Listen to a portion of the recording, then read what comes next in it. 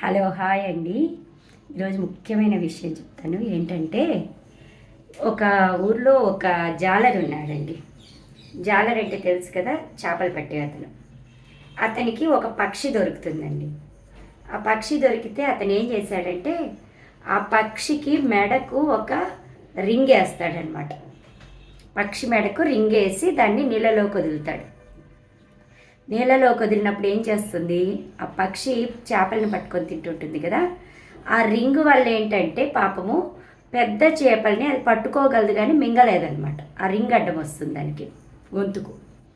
ఆ పెద్ద చేపల్ని మింగలేక అది తీసుకొచ్చి జాలర్ చేతికి ఇచ్చేదనమాట పట్టుకొని. ఆ రకంగా పెద్ద పెద్ద చేపల్ని పట్టుకొని వచ్చి నీళ్ళలోంచి జాలర్కి ఇచ్చేది ప్రతిరోజు. ఇస్తే దానికి బహుమతిగా ఆయన చిన్న చిన్న చేపల్ని దానికి ఆహారం పెట్టేవాడు. ఈయన పట్టిన చిన్న చేపల్ని, అదేమో పెద్ద పెద్ద చేపల్ని పట్టుకొని వచ్చేదన్నమాట. సరే అని చెప్పి అలా కొద్ది రోజులు జరిగిందండి.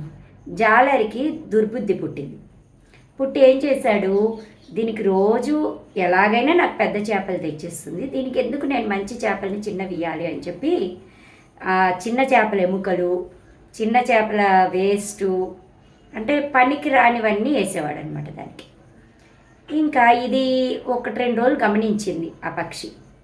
గమనించి ఏం చేసింది, 3వ రోజు నుంచి పెద్ద చేపల్ని పట్టడం మానేసి చిన్న చిన్న చేపలు ఉంటాయి కదా చెరువులో, ఆ చిన్న చిన్న చేపలని అదే పట్టుకొని తినేయడం నేర్చుకునేసింది. ఇంకా జాలరికి అర్థం కాలేదన్నమాట, ఇదేంటి పెద్ద చేపల్ని పట్టట్లేదు, చిన్న చేపలన్నీ ఏమైపోతున్నాయి అని చెప్పి ఆయన గమనిస్తాడనమాట. నీళ్ళలో వెళ్ళి అది చిన్న చేపల్ని దాని నోటికి అందినవి పట్టుకొని అది తినేస్తుంది అనమాట. ఉద్యోగస్తులు కూడా అంతే అండి. మనము గుర్తించాలి వాళ్ళని అప్రిషియేట్ చేయకపోతే వాళ్ళు అస్సలు పనిచేయరండి. అది ఏ ఉద్యోగమైనా ఏ వృత్తి అయినా అంతేనండి. కష్టపడి పనిచేసే వాళ్ళని గుర్తించకపోతే వాళ్ళకు విరక్తి అని ఒక పదం ఉందండి.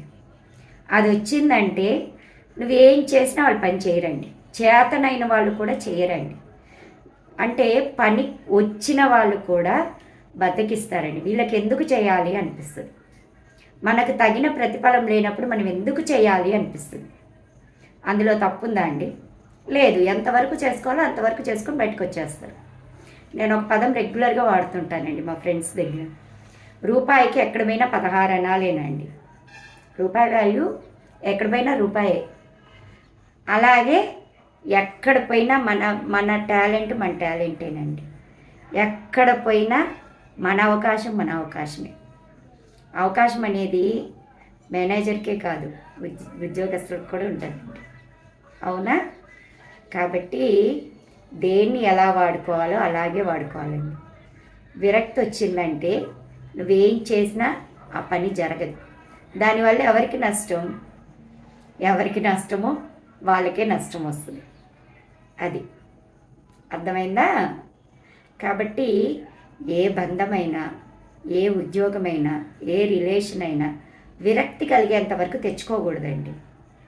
కొన్ని అవకాశాలు ఇస్తూ పోవాలి, అభినందనలు ఇస్తూ పోవాలి. అభినందనలు ఇస్తేనే పని జరుగుతుందండి, లేకుంటే జరగదు. అర్థమైందా?